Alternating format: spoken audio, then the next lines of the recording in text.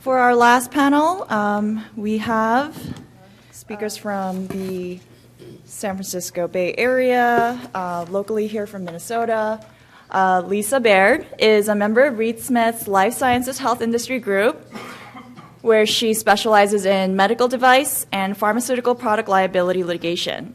Lisa has particular expertise in medical device preemption and was a co-editor of Reed Smith's white paper, 3D Printing of Medical Devices, when a novel technology meets traditional legal principles. She edits Reed Smith's Life Sciences Legal Update blog, covering trends and developments in life sciences and healthcare law, and is a frequent author and speaker on product liability issues and legal developments. Mr. Joe Winebrenner, a litigation partner at Faegre Baker Daniels in the Minneapolis office. He represents pharmaceutical, medical device, and other product manufacturers in complex litigation throughout the country. Joe specializes in dispositive motion practice, including motions for summary judgment, Daubert motions to include expert testimony, and has authored more than a dozen published articles on topics including mass tort defense, Daubert and dispositive motion practice, medical and pharma product liability, and more. Our moderator is Colleen Davies. Colleen is a litigation partner at Reed Smith's San Francisco and Silicon Valley offices and a member of its Life Sciences Health Industry Group. She advises product manufacturers on all aspects of product development, including product recalls, risk management, media relations, crisis management, and product warnings. Colleen's a member of the Product Liability Advisor Committee and also served as co-editor of Reed Smith's white paper with Lisa. And she'll be moderating today's panel on tort liability issues. And next we have Mr. Charles Bucky Zimmerman, founding partner of Zimmerman Reed here in Minneapolis. He's a recognized leader in complex and class action litigation. He has worked on numerous major pharmaceutical and medical device cases over the last 15 years. He was lead counsel committee for the Stryker hip litigation. And in addition to his casework, Bucky also teaches mass torts at the University of Minnesota Law School and has been recognized by his peers in Minnesota as a super lawyer numerous times and was selected as one of the Plaintiff's Lawyer of the Year by the Best Lawyers in America. Dr. Angela Panoskaltsis-Mortari is a professor of pediatrics in the Division of Blood and Marrow Transplantation and the Division of Pulmonary Medicine at the University of Minnesota. She's also the director of the 3D printing facility at the U of M. She received her PhD from the University of Western Ontario. She was a postdoctoral fellow in the Department of Pathology at the University of Alabama and a postdoctoral research associate in the Department of Pediatrics at the U of M, and she joined in 1995. And Mr. Bruce Kline, as you guys may have remembered, he was also on our IP panel earlier today, and he is a licensing manager at the Mayo Clinic. And now I will pass along the mic to Colleen Davies, our moderator. Thank you, Nia, and Emily, and everyone else. I'm not sure this is on. All right, we know it's late, but we finally get to talk about what happens when something goes wrong, and tracing a fault line when that happens. And we've had lots of examples today about 3D printing scenarios that can go wrong. One user group that I think a lot about for 3D printing are children. And one can imagine a teenage child printing a toy, having a chokeable part fall loose on that toy, and a child choking and dying. We can go on and on. Candace brought with her a model of a heart that can be used in surgical planning. Bruce, I know you worry about this. If there's something wrong with that model and a surgical error is made, whose fault is that? A printer is used and there is exposure to a chemical or a hazardous material by anyone using or printing on that. Whose fault is that, and how do we trace liability there? We have a remarkable panel today, and we're going to look at these tort liability issues from sort of three segments. To my right here, we have a user's perspective, experts in the field, and we've had many of them today talk about the use of 3D printing, but we're going to hear their sort of worry bead lists about risk issues, quality issues. We've talked a lot about process issues today. And then we're going to turn to really the perspective of the plaintiff's bar with Bucky. Bucky has been on the opposite end of the table from Joe and Lisa and me in many different scenarios. Is an advocate of consumers. It's a different world with 3D printing when the consumer becomes the manufacturer. And it's a challenge for me as a tort lawyer and for all of us when that traditional liability landscape is turned upside down. And then we're going to go to the defense bar, two experts who have defended many different kinds of product liability companies, consumer products, medical products, pharmaceutical products, and hear their list. And then we're going to come back and make some predictions. So with that sort of setting of the table, Bruce, I know we've relied on you a lot today, and thank you for that. I'd like to turn back to Bruce from Mayo Clinic, doing amazing work there, and ask you to sort of maybe give us, again, your perspective on user issues around 3D printing. In particular, I think it's really interesting to find out what the Mayo Clinic is doing and your charge there. Yeah, thank you very much, Colleen. I'm happy to do so. So, as we mentioned earlier, and some of this will be slightly redundant, so I apologize for that, but there's no way to segue into this without bringing these subject matters up again. Surgical planning is by far the #1 use case within the institution that we're using clinically. It has added tremendous value to patient safety and patient outcomes and allows for collaboration from peer-to-peer, physician-physician, scientist-to-scientist, and collectively a cross-functional team aimed at delivering a surgical case or helping aid a patient. Followed by patient-specific devices. And probably our greatest concern as we think about implementing 3D printing beyond the use of surgical planning is in the use of custom devices for the advancement of medicine and care of patients. And here's where we tend to back away from the table and say, time out, we don't want to do that, we're not a manufacturer, and the liability associated with that is just too great. I need to say this is part of using 3D printing in our practice, which comes at our own expense, is part of maintaining the Mayo Clinic brand. As we want to be the best of the best and deal with the tough stuff, and this enables that. So, and if for some reason we do something unethical or we have a bad case, that damages the brand, and there's nothing more valuable to us than the brand. So, and then of course from research and education, I'll let others talk about that. They seem to be more evident, and we've spoken about that quite a bit today. So, where are we using it in medical researching? Bioprinting, organs and tissues, orthopedics and craniomaxillofacial, guides and prosthesis. You saw many examples of that, and we're not separate and apart from that by any means of the case. But those are very, very valuable applications that have changed the face of medicine and the delivery of medicine. In addition, in the field of radiology, we're looking at phantoms and optimization of screening techniques. The basis for us creating our medical models are CT and MR machines, and the ability to accurately reproduce the anatomy and get the greatest separation of materials within the anatomy is not a simple task. Physicists spend a tremendous amount of time optimizing protocols for machines and generating unique and novel abilities of imaging human anatomy. So we heard a lot about the FDA today, and I think this slide is really important and also addresses one of the other aspects that we're struggling with and where lines start to blur within the clinical practice and the research that we conduct in the institution. So when you talk about devices, you can talk about the quickest way into the market to gain FDA certification and hence be billable through CPT codes. And that is a 510K certification. You're all probably very familiar with 510K. It's the most accelerated cycle into being able to be reimbursed for a medical device. If you can't get reimbursed for a medical device, you won't sell the device. Compassionate use is really about the IDE and investigational device, and that's what we are able to do human research with. So that's the pathway that we garnish into human research, or you do low volume applications and you get FDA certification for under 4,000 units.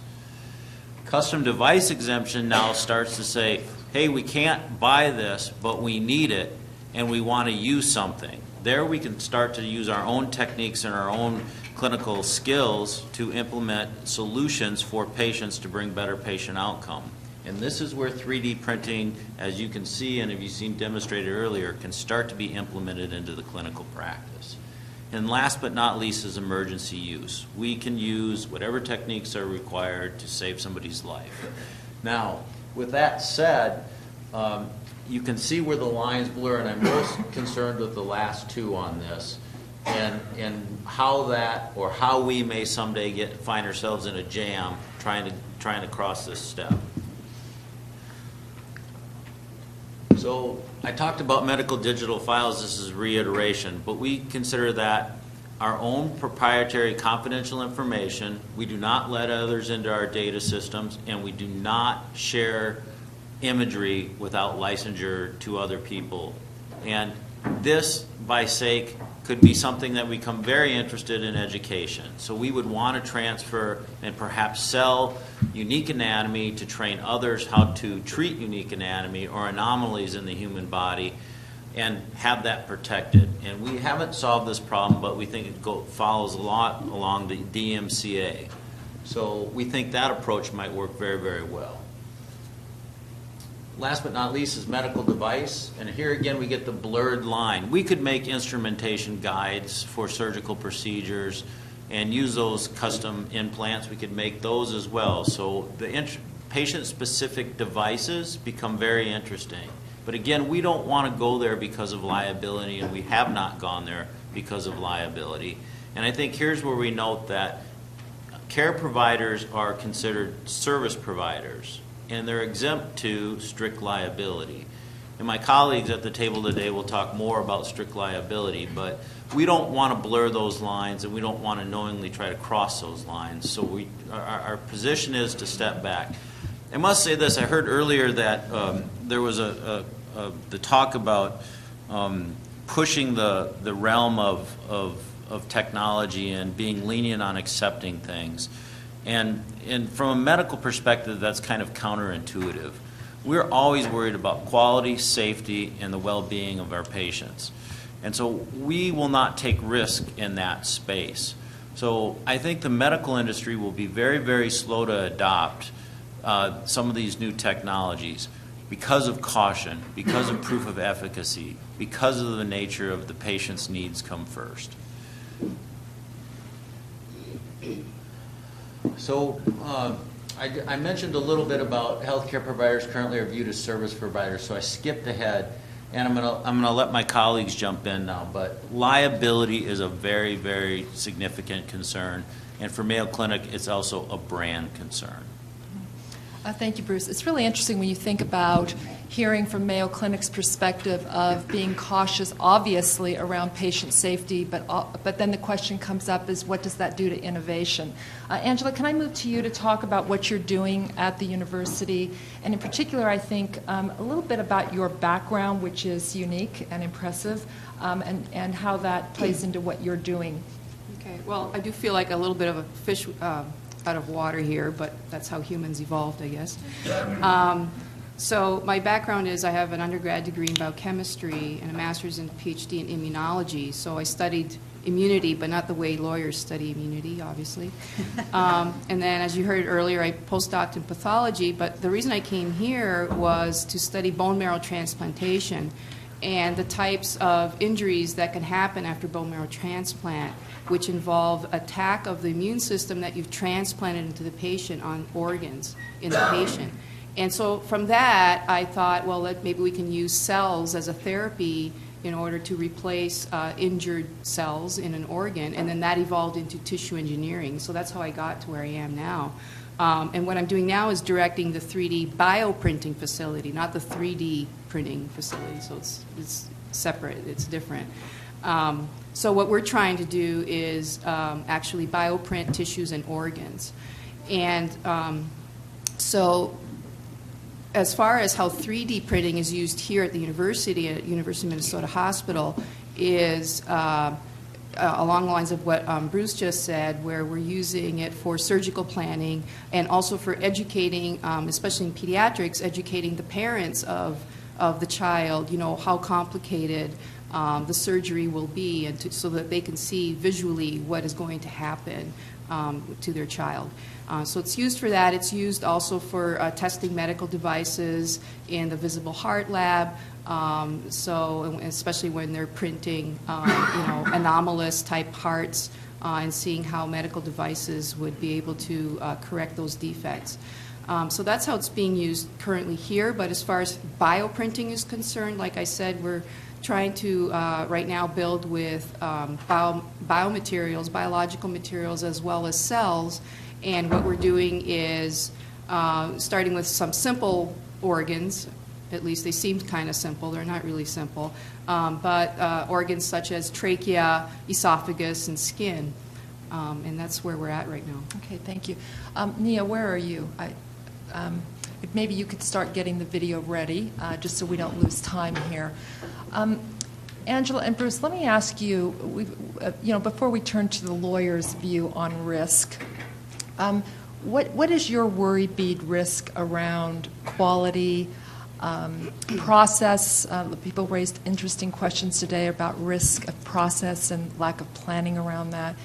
But what are some of the things that you are concerned about from a liability, or not even liability, from just a safety issue? Right. Well, at least for bioprinting, to me it's similar to biomaterials and cell therapies. So it's a combination of the two. So not all bioprinting involves printing with cells, but if it did, then I would think it would fall under a lot of the regulation that cell therapy falls under, where there are certain metrics and release criteria that are established for clinical use then of that material. And so there are a lot of procedures and hoops that you have to go through before you even get to that point. But also the 3D printing, I mean, it wouldn't be something that, the surgeon's in the operating room and he's printing the organ right there. I mean, this involves a lot of post-processing. So in fact, it's like what someone mentioned earlier, where it's like 4D printing, because there's a time element involved where you also have to allow the tissue to mature in an incubator, and then you have to be able to monitor its function and ensure that in fact it will function the way you want it to function in the patient. So I expect that a lot of the regulation will be a combination of the regulations currently in place for biological materials that are already used clinically, of course, for cell therapies, and also for organ transplantation. And so I think a lot of those regulations will come together. And let's not forget, too, that even for a lot of organ transplantation, I mean, the liabilities there, a lot of it, the patient understands the risks, and they have to sign that they understand the risks. And people still die after transplant, especially after bone marrow transplantation. Many times it's the therapy that kills the patient and not their underlying disease that they had in the first place. So I think a lot of that's already been taken care of. Mm-hmm. Bruce, anything that you would add to your list that you gave us, including actual printing being construed as something other than a service? So I think I want to answer that twofold. We integrated the 3D printing lab into the clinical practice for safety purposes and for patient outcomes. So I think from a positive note, it's added value to that, and it's in the practice today. Run on the surgical floor. Now, separate and apart from that, I think we need to look forward to what about when biologics start coming in, or tissue implants start coming in, or devices that are implanted in there. First and foremost, we would ask ourselves, what about clinical efficacy? But more importantly, how do we know which patients are good candidates for that application versus not? And so we always look to have the best outcome, and if we're not aware of what are the ramifications or how certain disease conditions play into the solution, then we may not pick the best alternative for that patient. So having some background, some history there is very important to us. Oh, well, thank you. I have to say it's very humbling listening to the two of you and the work that you're doing. I'd like to switch now away from the medical life sciences field and over to a consumer product that we've talked about today, which is a gun, and what happens to the darker side of use of 3D printing in criminal or other liabilities. And Bucky, it was interesting, you came to this example. Maybe you could frame it for us, and I'll turn this over to you. I think when contemporary television frames an issue, they do it in a way that is very dramatic and makes tort lawyers, and especially plaintiff lawyers, really want to think about, wow, this is probably out there closer to reality than we think about 3D printing in this theoretical world. So in preparing for this, I ran across this episode, and is it ready to queue up? I think so.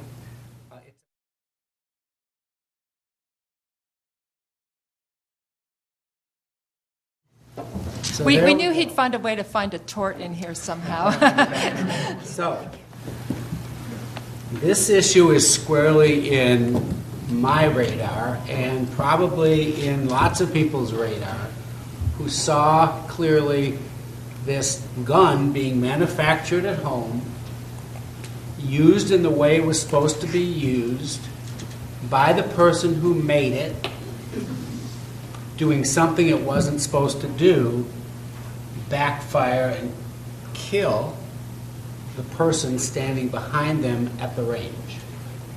The question is, who's responsible for killing the tort, the loss?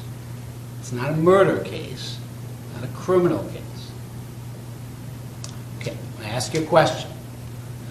Is it the person, the hobbyist, we'll call him, the person who made the device, the actual guy who put it together? Is he responsible? Show of hands. Anybody think he's responsible? 1, 2. How about the manufacturer of the 3D printer? The actual printer, the owner, the person who manufactured the printer. Anybody think they're responsible? How about the last person, which would be the person who devised the code that made the printer work? 1 person, 2, 3, 4. A little bit more. Okay, a little bit more. No one responsible? Would be the rest of your belief it's just bad luck? Well, you're all wrong. You're all wrong. And here's why. We can look at it from strict liability standpoint. We can look at it from negligence standpoint. If it was a medical device, we could look at it through the eyes of preemption and regal, and whether it's a manufacturing defect, which is all that's left, right, in manufacturing defect cases.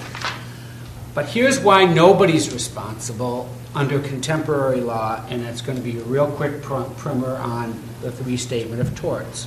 Third, read the restatement of torts, but it basically says, as against the hobbyist or as against the inventor, strict liability only applies to commercial sellers. No commercial seller here. So if it was Smith & Wesson, perhaps they're a commercial seller, you could get by step 1, but it's not a commercial seller, it's a hobbyist. So unless we have a relaxed standard of commercial seller, no liability. Okay? So that's as against the person who put it together, the hobbyist, we'll call him, or the inventor. The 3D printer manufacturer. Well, you'd have to show that that printer left the manufacturer in a defective condition. If you can't show it left the manufacturer in a defective condition, there's no defect, and therefore no liability. So you can't go after the manufacturer of the 3D printer because the printer did what it was supposed to do and it wasn't defective when it left the You're place. starting to sound like a defense lawyer here, Bucky. Well, wait till the Okay, end. okay. Wait till the end. So if it wasn't defective when it left, what do we have then? How about the digital designer, the person who made the code? Something went wrong, something didn't work, that code maybe wasn't proper, but we don't know for sure. But is there any liability under the restatements for the code? And the answer would be probably not, because code is not tangible personal property, which is what's required under the restatements. Now, there's a strong argument, but it certainly has not been accepted, that code is not like books or not like, information, which is not liable. An author is not liable for something that he designed in his book or talked about in his book that someone copied. Code is really just information, and there are really no products liability cases that have prevailed, except for a couple of things having to do with charts in the sea, where you might, if it's supposed to show a rock or an outcropping and it doesn't, perhaps there's some liability there. But other than that, books and information in books is not actionable under the code, under the restatements. So the bottom line is there probably isn't any strict liability. But guess what? Nobody likes that answer, because you've got an innocent victim who is dead or is badly is badly wounded, and he should, or she, some might say, maybe not people to my left, but some might say, should have a remedy. So what's going to happen? As a plaintiff's lawyer, I predict we're going to see relaxation of the 3 stops that I just outlined. Whether it be as against the manufacturer, the hobbyist, whether it be against the 3D digital code drafter, or whether it be against the 3D printer manufacturer. And why do I say that? And this is my last comment. I say that because that has been the role of the common law and the role of the tort system for eons. It finds a remedy where none exists and adapts itself to the contemporary world. All day we've been talking about 3D technology as a disruptive technology. But I think you've just done an amazing job of giving an example of the disruption within law, because of the blurring of the traditional manufacturing, the traditional design landscape that we know and of which the law has built around. So Bucky, my question to you is, a lot of the law that developed in product liability is really around, and go back to Bruce and Angela's point about what's the right thing to do. And that is to make sure that patients are protected and that hospitals are and physicians are acting at the utmost ethical and quality standards, that an innocent bystander and consumer is protected. But I see a challenge here for 3D printing, because in many cases that we've talked about today, the end user is the manufacturer. So as a plaintiff's lawyer, where do you see that challenge for you, or even the evolution of the law? And then I want to flip over here and see if we can have it from the defense perspective. But you always do such a good job in your closing arguments about the innocent consumer, the innocent bystander, etc. Here you've got one where there's not a natural tort liability, but someday you may have one where the printer printed his or her own product and was injured by it. So where do you see that going? I think the printing and being injured by your own product is going to be the toughest citadel to pull down. But I think an innocent third party, I think we're going to see softening of these borders or boundaries that I discussed in the restatements. I think you're going to find common law, interpretive law, to begin to say that code manufacturers or digital code drafters will have some responsibility if it doesn't work. Because why didn't that gun work right? I don't know the answer. It was too, but maybe it was the code didn't work right, or maybe the device didn't work right. Or the printer malfunctioned. Can I interject here? Sure. As you also saw in the video, though, the guy had to put the parts together. So there's that part of it, too. Maybe he didn't put it together right. And what would be the difference if, for example, I went out and cut a branch off a tree and fashioned a spear, or I made myself a slingshot? That involves no commercial sale, and yet I might go somewhere to use it, and as I'm trying to use the spear, I back up and I hit somebody in the head, and he ends up dying. Sure. Or the slingshot, I don't know how to use it, and it goes back. Aren't I not liable for that? Absolutely you are. Well, then what's the difference? Because we don't know, that I don't know that's what, your presumption, your premise was based upon the fact that maybe he put it together wrong. Mm-hmm. I'm not necessarily agreeing with that assumption. Right. I can assure. He put it together potentially correct. We'd have to, take this one apart and figure out what happened.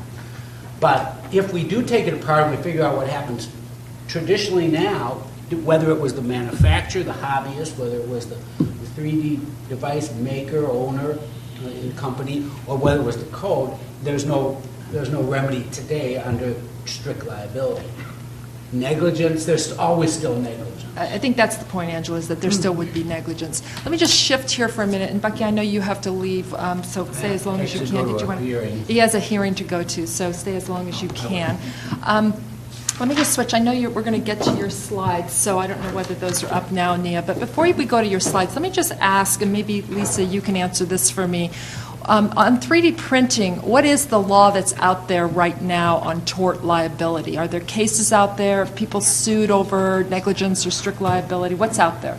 There actually are none that I have found on negligence, strict liability. We have the Bucky versus Align Technology, the Invisalign company, basically, on a class action fraud and misrepresentation theory that we'll cover a little bit later. But we really are in somewhat uncharted territory. And actually, for me, that's what makes this such an interesting area of the law.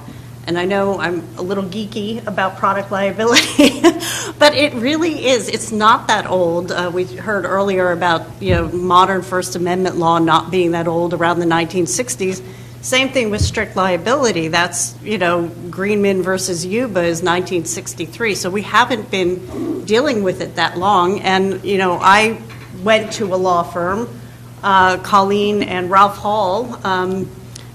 Worked for Eli Lilly in the DES litigation, where market share liability, a variation of strict liability, was still being hashed out and developed as, is this something that's going to fly or not, and what are the parameters? And I feel like we're very much at that kind of inflection point again. Because strict liability, it arose because you were moving from those craftsmen that would make one product for a neighbor who was able to readily understand whether the wheelbarrow worked as it should, to these mass-produced products that were, either taken off the shelf uninspected, or so complicated, like a Model T car, that a lay user really couldn't comprehend whether there was a problem with it or not.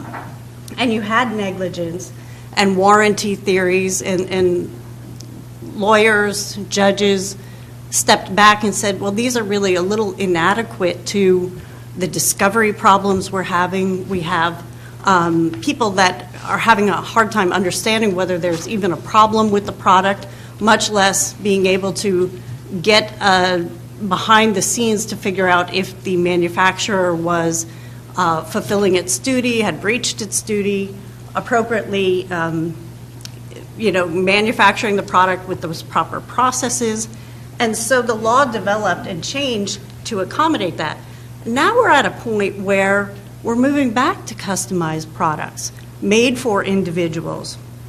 And we have more players in the process. We have the end users, we have the printer manufacturers, And some of those reasons, like cost shifting, which was viewed as an appropriate way to, put some of the burden of making proper products, properly manufactured products, on the manufacturer and away from the consumer, go away when you have customized products, even customized medical products, that are tailored to a specific patient,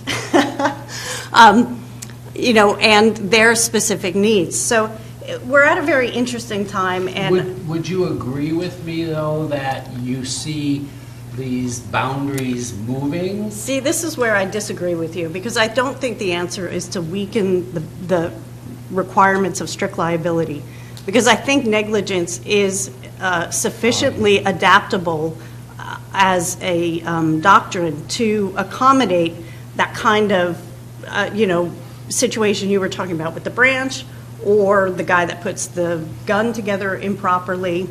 That really, I would argue, would be the appropriate standard, not relaxing the requirements of strict liability, which is a doctrine that has its flaws to begin with. Okay, but would you agree with me that those boundaries are going to get tested through this? I would absolutely agree with you there. Where they're going to come out, reasonable minds will differ, but they're going to get tested. They are going to get tested, and that's actually why this is such an interesting time for the law students in the room. You're the ones that are going to be coming up with the liability theories, and what are those duties on the printer manufacturer, the component part, the material supplier.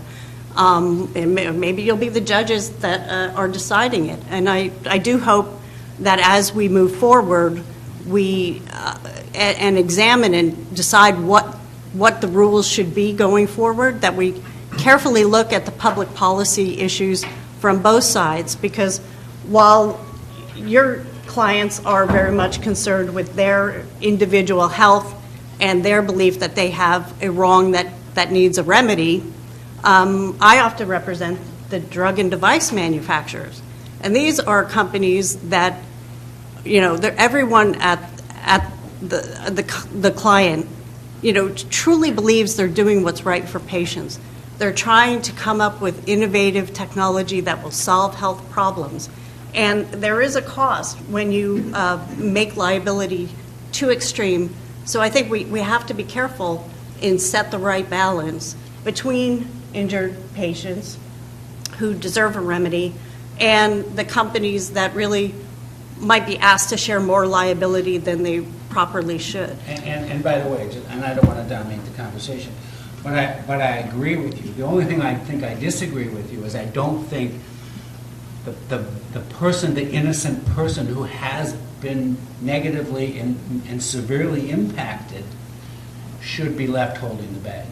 I do agree that we want innovation. We want your companies to do well and to continue to prosper and to make great devices so we all live better and happier and fuller lives.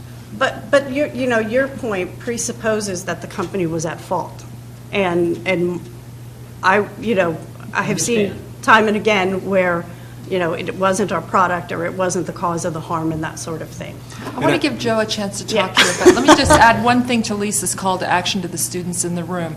She said following the law, being involved with shaping the law going forward around 3D printing. I would add working at companies that are using 3D printing, because in my interaction with a lot of companies where some engineer in some basement is working on 3D printing, but the lawyers on some other floor don't know about it. So I think that there's a really great opportunity for lawyers, young lawyers, any lawyer to be involved in that process. Angela and Bruce, I know you see that as, a lot of companies are at the forefront of experimenting around this, but the lawyers aren't necessarily connected. Joe, what did you want to add to this? And I know you had slides, but maybe we can even just kind of go through them generally. Or Sure. And just to add to the conversation with regard... Bucky's going to leave, so he doesn't have to respond to whatever you say. I get the last word. Really quick, I can respond. You'll respond on the way out. Go ahead, Joe, please. So one of the justifications of strict liability when the doctrine was developed was the idea that manufacturers and sellers of products are in the best position to mitigate the risk or eliminate the risk whenever it's possible. They're the institution that is responsible for quality control and for making sure that the product that comes out the end of the assembly line is made to specification and is safe, and they're in the best position to ensure that because they're responsible for the design and the manufacture of that product. And what's different about the 3D printing world is that there are so many more actors involved. You have the manufacturer of the printer, you have the manufacturer of the printing material that you load into the printer, you have the institution or person who maintains the printer, you have the person who's operating the printer, you have the person who created the CAD file that is instructing the printer how to create the product. There are just so many more actors involved. Each and every one of them has the potential to impact the quality of the product that's ultimately made. And so, as I view it, strict liability, the incentives underlying strict liability do not necessarily support application in the 3D printing context as they would in the traditional manufacturing context. I don't know whether, do you want to pick up on your slides? Was there something you wanted to Right. complete? I mean, the next slide is on negligence, and it gets back to the point Bucky and I were just discussing, and that really does remain a viable theory, and it's one that is potentially applicable to all those actors in the chain. And the law is perfectly capable at looking at each of them and deciding whether that printer manufacturer or the material supplier, some of the things Candace said about the materials that are being supplied were something that I hadn't really thought about, but if people are not aware that they should be using the given component for a given end application, that's a potential issue.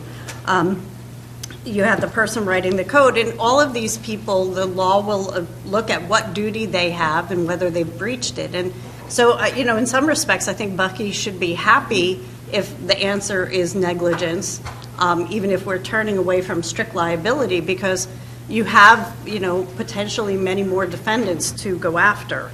And one question with negligence, though, is, to whom does the duty run? And, in that Good Wife episode is quite interesting because, you have that bystander. So it's not someone that was involved in the production at all, but was a foreseeable, victim of what could go wrong with that 3D printed gun.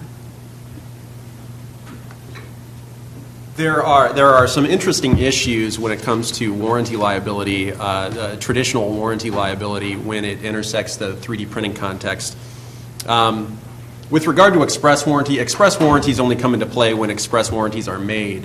And while a commercial seller like IKEA, who might 3D print plates and bowls, might provide an express warranty as to those products when they're sold, the hobbyist or the individual or the small company who does not premise its business on the sale of 3D printed products are certainly less likely to do so, just simply out of a risk mitigation perspective. But there are some interesting issues that arise with regard to the implied warranties of merchantability and fitness. The implied warranty of merchantability applies to merchants under the Uniform Commercial Code. A merchant is a person who deals in goods of the kind involved in the transaction. And so who is a merchant and who is not a merchant when it comes to the manufacture of 3D printed products? This raises an issue that is similar to what Bucky addressed earlier with regard to the commercial seller versus the hobbyist versus the end user who downloads a CAD file and prints a product at home. And then with regard to the implied warranty of fitness, imagine an orthopedic surgeon who scans, and I think this was addressed earlier, that there are hip cups, for example, that are being 3D printed that might be customized to a particular patient. Imagine an orthopedic surgeon's creating and 3D printing a hip cup that is customized for a patient. you initially have the issue of blurring the line between what is typically a service provider in a healthcare facility versus the manufacturer. You have a healthcare provider who is manufacturing or printing a product, and not only that, they are printing a product that is specifically designed for a particular patient. So that raises the question, does this expose that orthopedic surgeon or that healthcare facility to liability under an implied warranty of fitness theory? And similar arguments can be made, is the orthopedic surgeon a commercial seller for purposes of strict liability? Is the orthopedic surgeon a merchant for purposes of the implied warranty of merchantability? So the blurring the lines here really raises some very interesting questions that I think courts and legal scholars will need to address in the coming years. With design liability, it's interesting to think about because the concept there is that there's something inherently wrong with the product, and you have usually an expert level inquiry into whether there was a defect or a reasonable alternative design that would have worked better without that problem. And when you're in the 3D printing world, say you have scanned an existing object to make it the CAD file, and then you print out the copy, and it's an infringing copy. And so you bought the infringing product. It is the thing that injures you. There will be momentum from Bucky's side of the aisle to find someone that has a deep pocket, despite the fact that the person that did the infringing is long gone or insolvent. There will be some impetus to try and hold that original designer liable, even though they had nothing to do with the infringing copy and the actual product that hurt the end user. And we've seen this in the medical device field, where in recent years there's been cases that have found generic pharmaceutical manufacturers not liable for failing to warn under a federal preemption analysis, because generic drug manufacturers must use the label that is exactly the same as the branded manufacturer for that same drug. So the generic manufacturer has no ability to increase the warnings, strengthen the warnings, give different warnings. And what the plaintiff's bar has done is said, well, if you are not liable, generic drug company, then we're going to go after the original branded manufacturer, even if we took the generic, not the branded, because someone should pay. And if preemption prevents liability for the generic manufacturer, we'll come get it from you.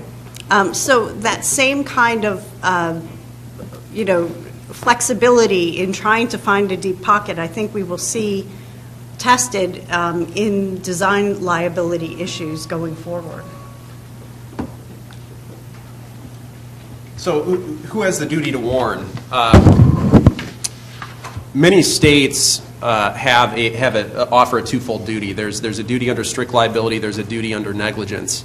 The third restatement assigns a duty to warn in the strict liability context on commercial sellers when a foreseeable risk of harm could be reduced through the use of a warning or instruction. Some states also offer the negligence-based duty, and as we've addressed and as other panelists have addressed today, there are potentially multiple actors who can ultimately impact the quality of the product that is ultimately printed, and any one or more of those could be subject to a duty under negligence law. There has been one case that has touched on the duty to warn in the 3D printing context. It is the Bucky versus Align Technologies case out of the Northern District of California. There, the defendant was a manufacturer of the Invisalign braces, and essentially how this works is an orthodontist takes a scan of a patient's teeth and sends that to Align Technologies, who then customizes a product to correct a malocclusion.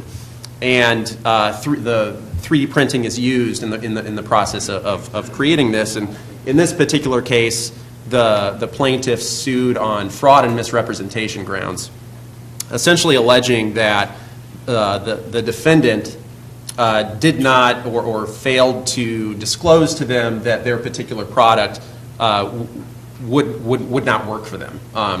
It was essentially a case where the plaintiffs were dissatisfied with the product.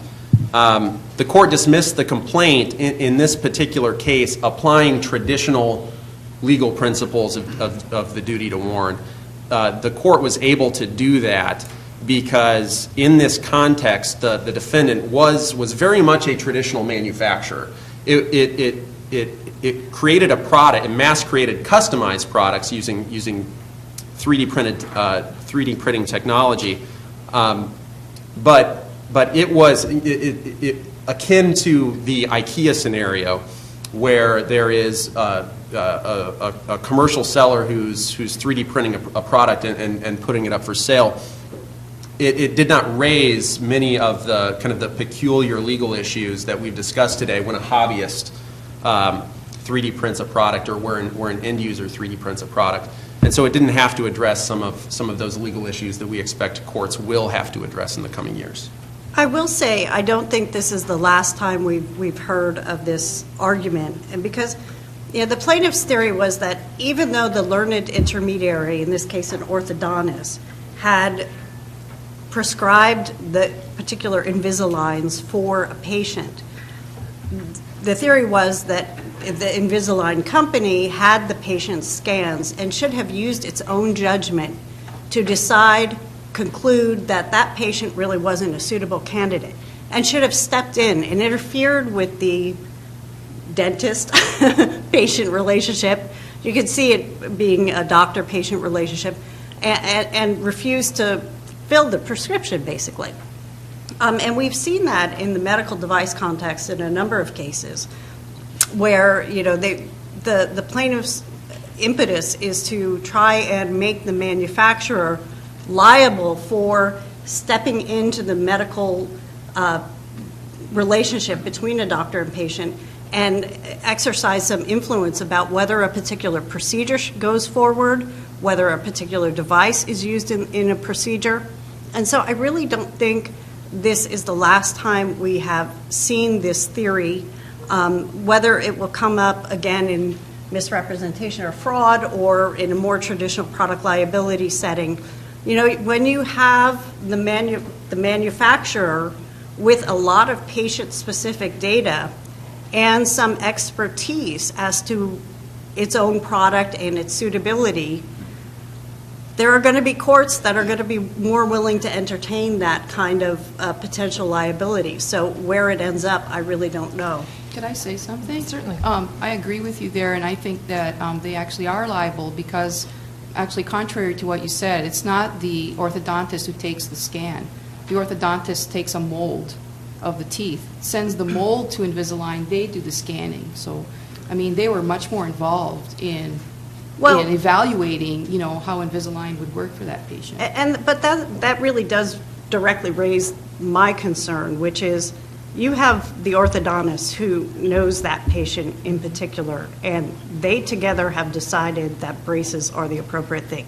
Now, braces not the most, life-saving product, but, say it's your cardiologist and you have decided that you need a particular pacemaker, even though it is not the standard use for that pacemaker. You've talked about the risks. You guys together have decided that that's the way forward for your care. Do I really want a company stepping in and saying, no, you can't I'm not going to sell you that product, or you can't have that procedure because we know better than your own doctor? I get very uncomfortable with that. I think you're saying the same thing, though. But this duty to warn issue really is a classic law school test hypothetical, because you could take this anywhere, right? I mean, you can go into a Lowe's hardware or Walgreens has them right now, and print something. You could print a component part to something. And how long does the duty to warn last? If the product goes from one person to the next, or is sold or given away or thrown out and taken, there's no warning on that product. That's true for many traditional products now. But, I mean, you really can take this to its illogical conclusion, which on and on and on, of question marks around liability. It is not settled yet. And what I worry about is, you know, we're all sitting here coming up with these hypotheticals, but are the people who are designing the products thinking about these risk issues, thinking about the duty to warn, carrying out? Because I think we absolutely care about the safety of people using 3D printed products. Lisa and Joe, I know you wanted to close out with sort of need-to-know issues. You want to take that, and then we'll open it to a different area. Sure. You know, and as you picked up from the discussion throughout today, you know, the law is developing. It's very much unsettled, and that makes for very interesting times. And that's true for tort liability, as it's true for intellectual property issues. You know, it requires us, I think, to really grapple deeply with these issues, because in my view, there were a lot of mistakes made along the way in the development of strict product liability in response to the last industrial revolution. And so, you know, you want to kind of pull out and hold up and examine each presupposition underlying each legal theory that you're putting forward, and really figure out whether it makes sense from a public policy standpoint to carry that forward with 3D printing, and who you're carrying it forward as to, which actor in the chain of production. Thank you both very much for your insights. Can I ask that you just move the slides ahead, too, since we covered Bucky's? Let me take it back to our medical experts here, and maybe just ask, as we have today often, where are we going? And where do you see the future headed in your work areas and the risk issues around that? Any predictions from the two of you? I can start. So I would say today that we're very much looking to maintain the use of 3D printing in the care path for patients and pre-surgical planning. We would like to see that reimbursable. And so I would look to clinical trials that validate that there is efficacy and utility in the use of 3D printing for pre-surgical planning, and that there is significant return on investment associated with that. So that's one thing. Then I would also like to just say that the innovation today that we saw is outstanding, and medicine is one area of innovation.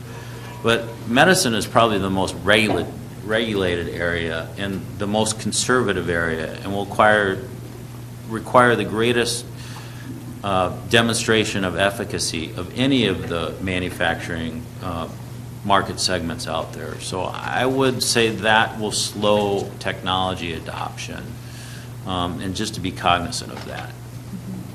Yeah, and so I'd like to also touch on some other areas that bioprinting is used. It's not just for making organs per se, but also for making support structures for organs. I'm sure you heard from Dr. McAlpin this morning talking about the nerve guide that he's created. But also, pharmaceutical companies are very interested in 3D printing for making small tissue models for screening drugs for toxicity and for efficacy. So this then becomes a little bit not just for on the pharma side of drug screening, and then all that involves about, you know, just like they do it in animal testing, but this would supplant animal testing, replace animal testing, but also, you know, in then testing which drugs would be efficacious for whichever person's, you know, specific disease that they have. And so then there could be some opportunities for mistakes to be made and how data are interpreted. I think also from a medical standpoint, even for printing a non-biologic 3D device to implant in a patient, there's, you know, places for errors to be made, like, for example, in sending the wrong file to be printed, right? So that would be just like, you know, prescribe the wrong medicine. So there's that. And then in biological printing, there are many parts of 3D printing or bioprinting, because we need to distinguish those two. In bioprinting, where there are many areas for things to go wrong. So for example, if you're trying to bioprint a tissue for a patient using their own stem cells, so you would need to start then from, for example, we can start with a skin cell, and we know how to reprogram it into what's called a pluripotent stem cell, which can become any cell type. We know how to do that in a petri dish, make it become any cell type. But then, you know, if you don't get rid of all of the primitive stem cells that you've made after you've made the types of cells that you want, those can induce tumors, you know, once you implant them into people. So there would be a lot of, again, release criteria to release that lot of cells to be used in bioprinting. Then also as you print, you know, you need to make, even before you print, you need to grow up lots of cells, so then you have all of the other elements involved in growing cells, all of those reagents and nutrients and factors that you would get from a myriad of companies in order to do that. So there's all that regulation, and just like the way cell therapies are done now in growing up cells, and what are all those release criteria for all the different lots of cells that are released, or for example how bone marrow transplants are done or blood transplants are done, where you need to have certain metrics, you know, measured in these cells, and are they ready for transplant? So there's that part of it. And then there's, after you do the bioprinting, there's, you know, the fourth dimension, time, where, you know, you have to allow now this tissue to mature, and how you're going to measure that. And so there, I mean, it all comes down to what are going to be the rules and regulations, especially, you know, set by the FDA, by what will constitute a functional organ. But then again, the patient will have to understand that there are going to be huge risks involved in doing this, just like there are now in solid organ and in bone marrow transplant. That's fascinating. I read a book that predicted that a heart could be 3D printed by, I think it was 2023. I need to know when I can get a new heart to live longer. Well, this is 2016, so you're talking 7 years from now. I would say no. Oh, darn, I might need it by then. But Colleen, I think it will I think it's going to happen. The question is, and it's usually a very common question in new technologies, how rapidly, right? And that's kind of the golden question.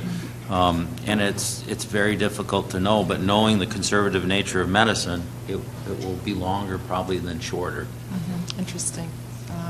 And therein lies the disruptive technology for medical device manufacturers and cardiac fields, if that's going to advance faster. Thank you both. Okay, let's switch over to predictions from our lawyers. And Lisa and Joe, can you maybe help us close out here, since we're getting to the end here, on sort of predictions on legal landscape, and maybe some advice. I know we've got some folks from manufacturing and other 3D printing companies in the audience. Maybe some advice to those in the industry on risk prevention areas. So I know that's a mouthful, but over to you. So on the prediction side, obviously, you know, we're talking about tort law. We're talking about strict liability, negligence, warranty. These are state laws. A lot of states interpret things and apply things differently. And when we have kind of these emerging issues, you know, courts will face them at different times, and courts will make decisions that are that based on the policy arguments made before them make sense. So what I predict is that there's going to be inconsistency initially. We're going to have different states applying the rules differently. We're going to have some states maybe relaxing the boundaries of strict liability, as Bucky suggested. We're going to have other states who apply strict liability the way it's written, and perhaps relying a little bit more heavily on the negligence cause of action, which inherently is more flexible than strict liability, in order to provide some form of relief or compensation for injured individuals.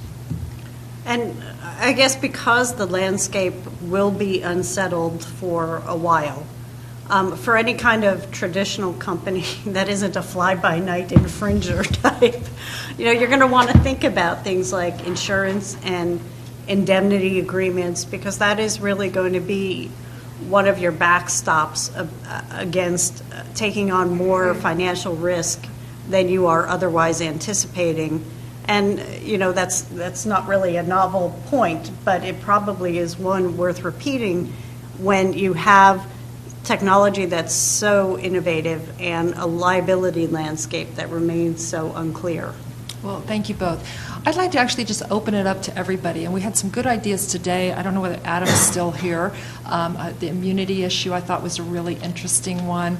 Candace, you raised a lot of troubling issues around things that can go wrong, but let's just open it up to questions, ideas, and it doesn't even need to be a question to the panel. Where this is sort of a closeout time of our day together. Any other thoughts to bring people together? Yes, please. One of the assumptions, I think, of all the Industrial Revolution era products is that the consumer lacked the information to make a choice or decision about it. And we clearly know that's not true today with all the review sites that exist, et cetera. So what do you think in this context the role of assuming the risk and inquiry notice and even maybe all you require is a serial number of some kind federally put onto any printed object so at least you can find information about its source and where it came from? I think that those, in particular with regard to the assumption of risk, I think that's a very relevant issue. With regard to the negligence cause, like a negligence cause of action, I think there's contributory negligence. I think there's assumption of risk that possibly comes into play. It's almost a buyer beware situation where if you are going to purchase or obtain a CAD file from an open source and print a product that may or may not have been, the design of which may or may not have been fully vetted by a competent institution, you're taking on a lot of risk, and I think that is an issue that will play a role in ultimate liability. And I would hope that, as the law evolves, that there would be some inquiry notice put on consumers if they're engaging in particularly risky behaviors like pulling CAD files for 3D printing a plastic gun off the internet. In practice, I find inquiry notice standards to be very lenient towards the plaintiffs. They are forgiven a lot all along in the motion, pretrial motion practice, and it's usually viewed as a jury question. And for tort liability, again, when the company's a defendant, the cost of litigating really is almost more important than the ultimate liability. So things like inquiry notice and assumption of risk, if it can be decided pre-trial by a judge at the motion to dismiss or even summary judgment stage, would be an effective tool. If it's something where we say, it's just going to be up to the jury to figure out whether that was appropriate in a given case, it's of less utility for the people that are my clients. I think that's true, but I do think the fact that the user as the manufacturer is going to be a tipping point for liability, including around knowledge of risk. And that's why I started this with risk to the children, because I do think young kids are attracted to 3D printing, and I think you see the Mattel ThingMaker coming out now. Lots of companies are making 3D printers for children. There are 3D printing parties. Candace, you could go on and on about this. Shapeways has an amazing array of things. If you haven't been on their webpage, go take a look at it. And so I think that that's an interesting issue. What about from anyone else? Just ideas, questions, maybe unknowns? Candace, did you have any thoughts? I was going to follow serialization is a great idea, and it probably be mandated under the FAA or the FDA, or you would be able to execute a recall if you had an issue with the printer malfunction and you really printed something that's not effective. That serial numbers do have the ability to trace who would be impacted by that.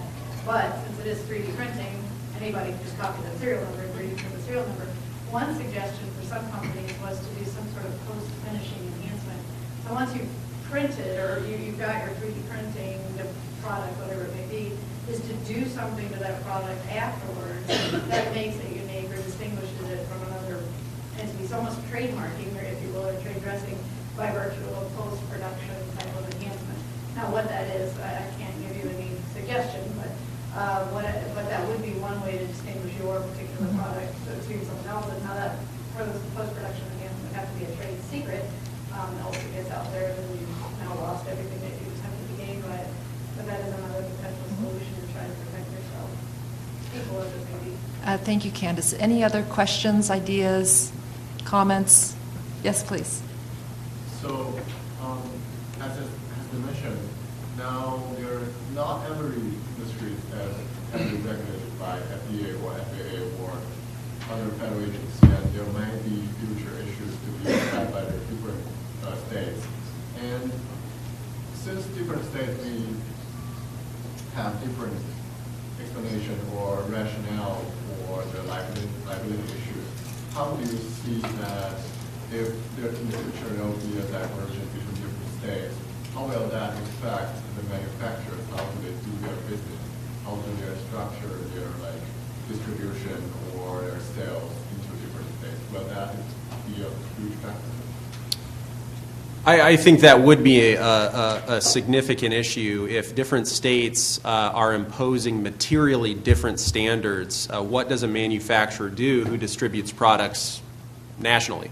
I think what ultimately might happen is that the ALI or a similar national organization might come out with a restatement type recommendation, striving to gain some type of national consensus, or if not a consensus, at least eliminate material differences. Because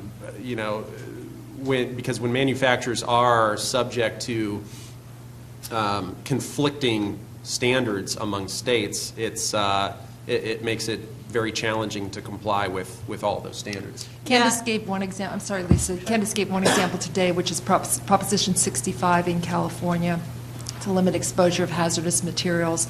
And manufacturers do take note that California is different and do make changes anticipating movement into that market. So that was a good example. Lisa? And the other option is that an industry that otherwise may not want any regulation from the government may ask or invite federal regulation that would preempt contradictory state standards so that there's at least uniformity that they can live with. And that's another possible outcome. Okay, one more question, please. All right. Oh, here's one. It seems like there's a real struggle between innovation and really case law and common law, right? The speed of innovation far outpaces the speed of the common law on that note. And common law outpaces regulation even, I would say. Exactly. So what's the balance there, right? So I play this role every day, right? I'm an engineering director, but I'm also an attorney. So I don't want to harm people, but I also want to get, my stuff moving forward. Is federal intervention and state intervention helping frame some sort of a legal framework, help drive some of the stuff forward an option, or what is the panel think about that? I would say that there is a role for those that are in the industry that understand how it works and what your products are and what your issues are, to bring that to the attention of regulators. And if you do it in the right way, it can even preempt common law. And I was encouraged, someone mentioned earlier that the FDA has started to do this. They convened a panel they had a workshop with experts who are making medical devices through 3D printing technology at Central Manufacturing to talk through what are the issues, and they're supposed to put together a proposed regulation. Hasn't come out yet. But that really is the way to get in front of adverse developments, whether in the common law or in the regulatory sphere, is to be proactive as an industry through groups working with regulators. Ironically, I think it goes back to something Angela mentioned, was the time, the speed at which it takes for which the technology to develop, because it's almost as if the FDA, for example, is waiting for the technology landscape to be better defined before advancing guidelines, which is fair. And so, therein again is your balance between the innovation and the risk. I can't wait long enough to work Right. Right. Colleen, can I? Please, Bruce. I just a thought of spending my time trying to place bets on technologies that will reach the marketplace, and also being an engineer by nature, is to pay very close attention to that technology market intersection and what that adoption rate is, because you can, as an engineer, easily outperform the market, so to speak, and you can't change the market. So you'll die on the vine waiting. So. And I'd just like to say that when it comes to healthcare, especially the physicians, of course, the main thing is first do no harm, and that will always prevail. I will close out with a prediction because I still remember the advent of email coming into my law firm existence and thinking about it being so unusual, and now where we are today with the internet. I hope we all look back today at some point on being here together and be amazed at our own elementary view of this. I think there have been more questions than answers, but I think that makes this a really exciting issue and something that the University of Minnesota students should be commended for identifying. So Nina, Emily, and to your team, I think, thank you.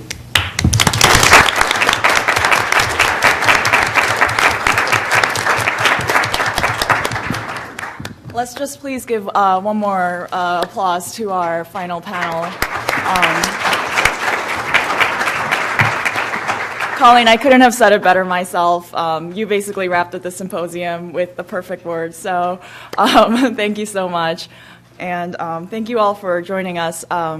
I want to thank you all for coming to the first ever independently run symposium that the Minnesota Journal of Law, Science, and Technology has put on at the University of Minnesota Law School. I would also like to take a moment to thank our sponsors, and our sponsors are Reed Smith, so thank you, Colleen and Lisa. Thank you, Joe from Faegre Baker Daniels, and Professor Ralph Hall as well, who is of Counsel at Faegre. And thank you, Shoemaker and Seifert. With that, thank you all very much. And have a great rest of the day.